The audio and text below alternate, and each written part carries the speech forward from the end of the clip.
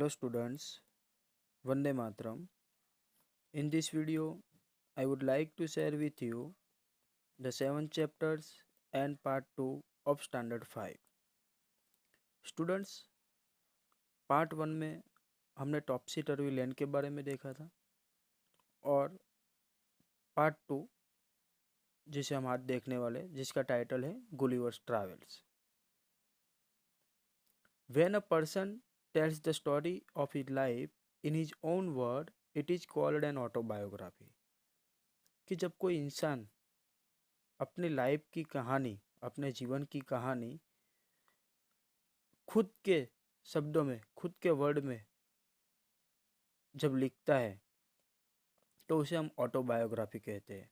Auto means खुद, biography means के जिनके ऊपर लिखा जाता है.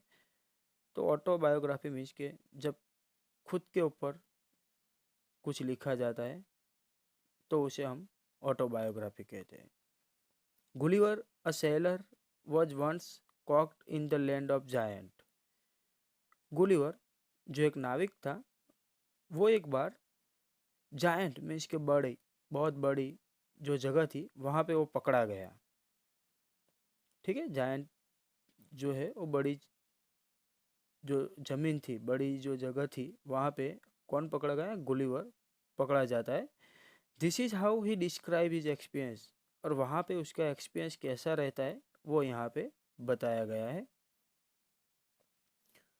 On the 16th of June 1730 we discovered land. Our captain sent a dozen men with whistles for water if any could be found. कि 16 जून 1730 हमने एक जगह ढूंढी. हमारे जो कैप्टन थे उन्होंने डजन मीन्स के 12 लोगों को पानी ढूंढने के लिए भेजा. When we come to land, we saw no rivers or spring nor any inhabitant. जब हम वो जगह पे पहुँचे तो हमने देखा कि वहाँ पे कोई नदी नहीं थी, स्प्रिंग मीन्स कि कोई झरना नहीं था, और इनहेबिटेंट के वहाँ के जो रहने वाले लोग हैं वो भी वहाँ पे नहीं थे. I went on to explore. मतलब यहाँ पे लेखक कहते हैं, जो राइटर है वो कहते हैं कि मैं वहाँ से आगे गया. आई जो यूज हुआ है वो राइटर खुद बताते.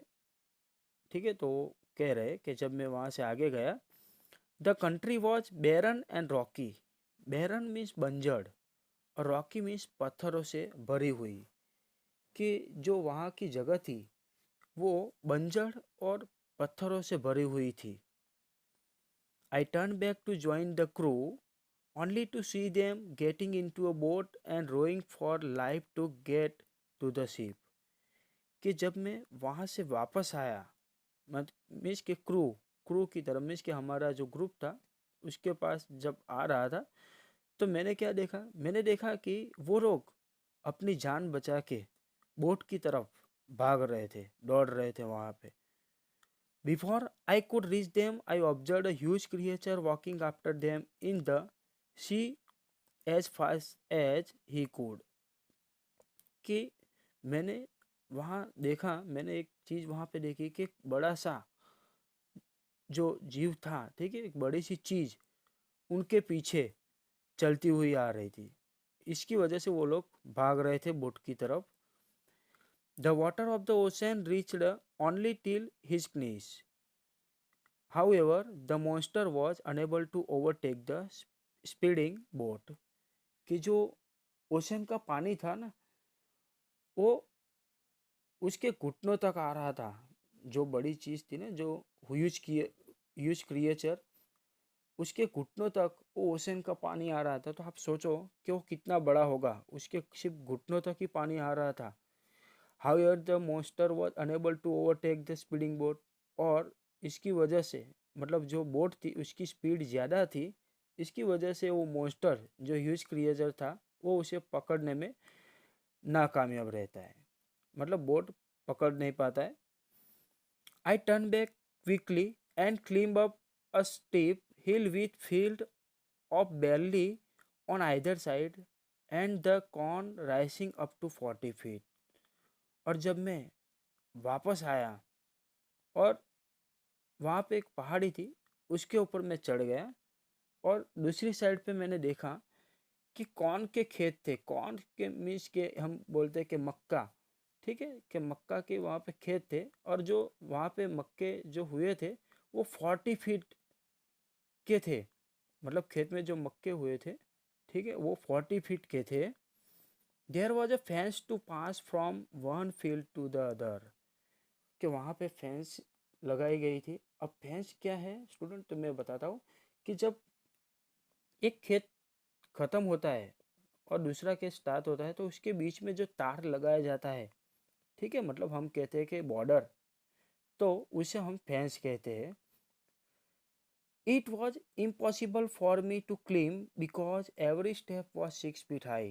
कि यहाँ पे जो राइटर है वो बताते हैं कि मेरे लिए वो इम्पॉसिबल चीज़ थी वहाँ पे चढ़ना, ठीक है, वो नामुमकिन था। बिकॉज क्योंकि वहाँ के जो सीढ़ियाँ थी, स्टेप, वो 6 फीट ऊंचे थे।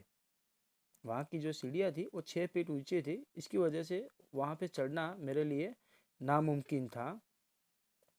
I was trying to find a gap in the heads when I discovered one of the inhabitants in the next field walking toward the fence.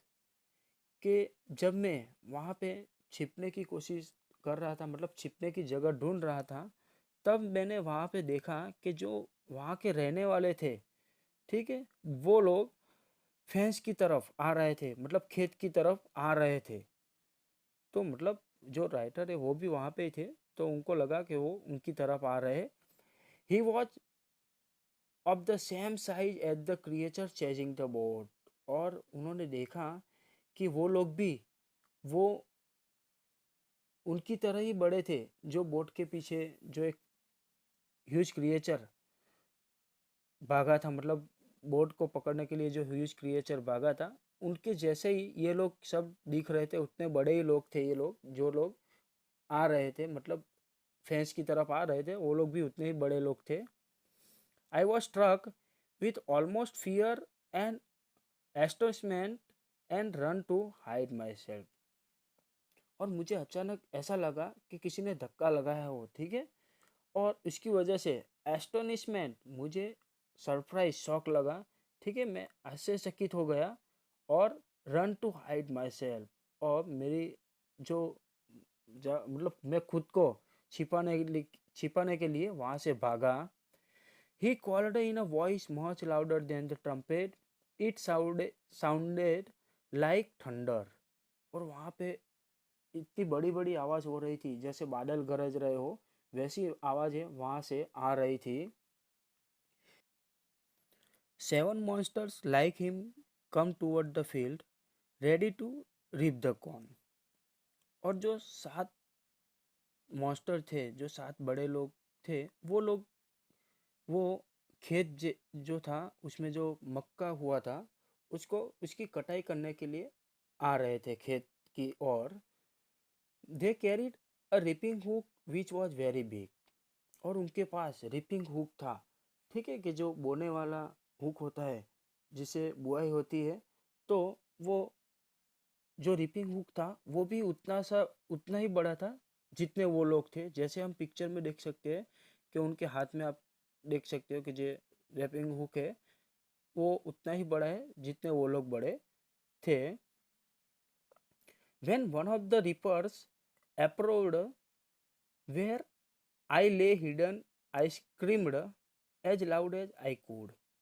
और वो जो 7 लोग आ रहे थे उसमें से एक मेरी ओर आ रहा था, ठीक है, इसकी वजह से मैं जोर से चिल्लाया वहाँ पे।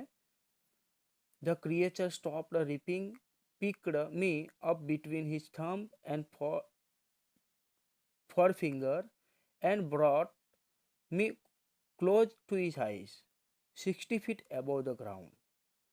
कि जब मैं चिल्लाया तो उसमें से एक मॉन्स्टर, एक क्रिएचर, वो मेरे पास आया और मुझे उठा लिया।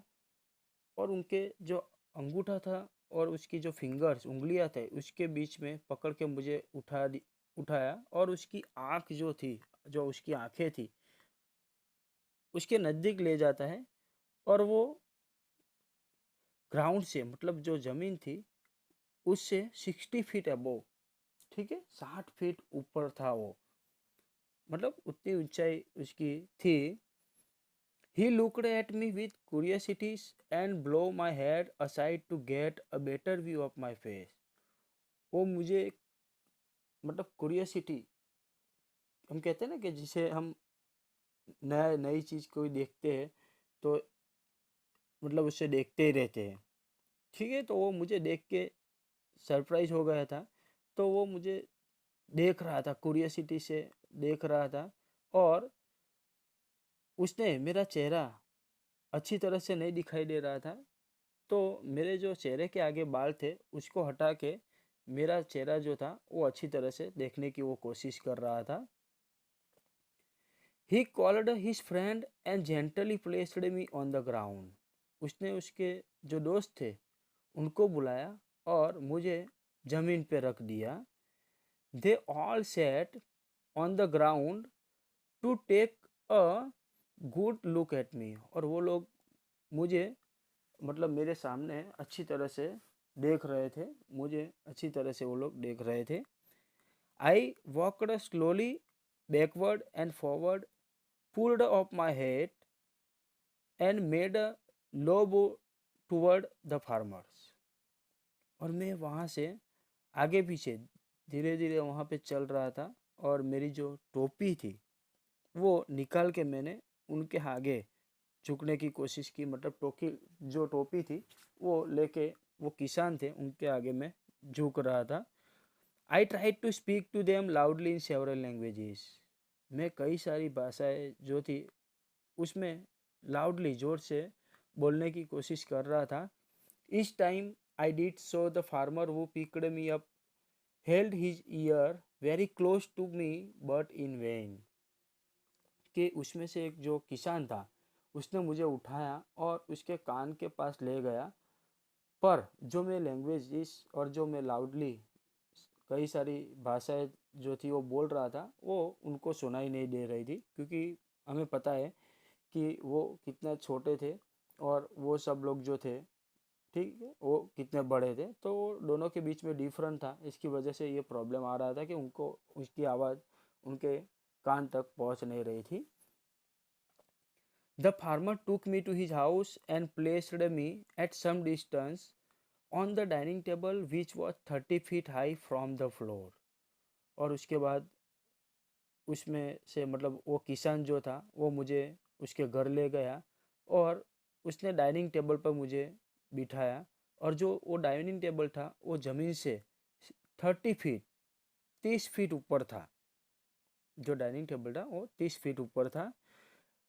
Dinner was Brock for the farmer in a dish which was 10 feet in diameter. और जो किसान था जो खाना लेके आया जो प्लेट में, वो प्लेट भी 10 फीट, ठीक है, 10 फीट चौड़ी थी। The farmer's wife crumbled some bread and placed it before me. जो किसान की पत्नी थी वो भी जो ब्रेड लेके आई थी उसके टुकड़े करके मुझे खाने के लिए दिए। In the middle of the dinner I heard a noise behind me. और जब मैं डिनर कर रहा था उसके बीच में मेरे पीछे किसी की आवाज़ सुनाई दी मुझे। It was the purring of cat that was 10 time larger than an ox. ठीक है, कि यहाँ पे उसके पीछे जो आवाज़ सुनाई दी, ठीक है, तो वो आवाज़ किसकी थी, मतलब बिल्ली की। और वो बिल्ली वो बैल से 10 गुनी बड़ी थी। तो जो कैट की जो बिल्ली की आवाज़ सुनाई दी वो बैल से, ऑक्स मीन्स बैल, बैल से 10 गुनी बड़ी थी। The farmer's wife was talking him then entered the farmer's 1 year old son in the arms of a lady. कि जो किसान की जो पत्नी थी उन्होंने उनको समझाया, मतलब उनको जो चिल्ला रहे थे या डर रहे थे, ठीक है, तो इनको समझाया। और उसके बाद जो किसान का जो यहाँ पे सन था, ठीक है, उनका बेटा जो था 1 साल का, वो आया। और उसे लेके कौन आता है कि एक लेडी जो थी वो उसे उठा के लेके अंदर आती है। 1 साल का जो बेटा था उनको लेके एक लेडी आती है। On seeing me the child grabbed me from the table and put my head into his mouth. और वो चाइल्ड जो मतलब बच्चा था उसको जब टेबल पे रखा गया तो वो बच्चे ने मेरा हेड जो सिर था वो पकड़ के उसके माउथ उसके मुंह की तरफ ले गया जैसे वो अभी खाने वाला हो। और उसकी वजह से I shouted so loudly that the baby dropped me. उसकी वजह से मैं ज़ोर से चिल्लाया और उस जो बच्चा था उसने मुझे छोड़ दिया। I would have broken my neck if the mother had not held her apron under मी। मेरी जो मतलब नेक थी, ठीक है, जो मेरे गर्दन जो थी, गर्दन की बात हो रही है, वो मेरी गर्दन जो थी वो अगर टूट जाती, जो अगर वो बच्चे की मदर ने मुझे पकड़ा ना होता नीचे से, मतलब नीचे जो गिर रहा था, अगर वहाँ मुझे उसकी मदर जो बच्चे की मदर थी, माता जो थी, अगर उसने ना पकड़ा होता तो मेरी जो गर्दन थी वो टूट जाती। Later she put me on her own bed and covered me with a clean white handkerchief. और उसके बाद वो मुझे उनके बेड में ले गई सुलाने के लिए और मुझे वहाँ पे सुला के उन्होंने एक सफ़ेद रुमाल मेरे पर ढक दिया। I slept dreaming of my home, my wife and my children. और उसके बाद मैं मेरे घर के बारे में, मेरी पत्नी के बारे में और मेरे बच्चे के बारे में सोच के मैं वहाँ पे सो गया। तो स्टूडेंट्स, आशा रखता हूँ कि आपको ये जो स्टोरी समझाई गई है वो समझ में आई होगी। Thank you for watching this video.